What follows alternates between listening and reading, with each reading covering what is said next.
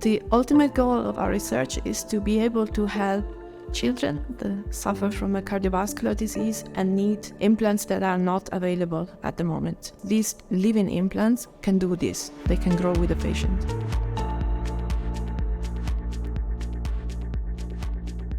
We are making biohybrid implants where there is a technical component and there is a biological component as well.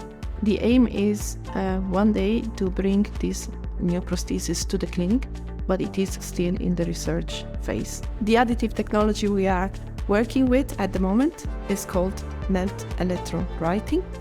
It is an extrusion-based process for polymers, but there is also the application of an electric field, and that allows us to achieve fibers which are much smaller.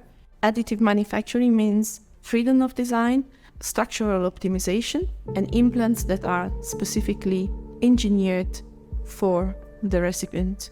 The day-to-day motivation is being in the lab, seeing the new results, learning new things every day. It's a bit like a playground for scientists.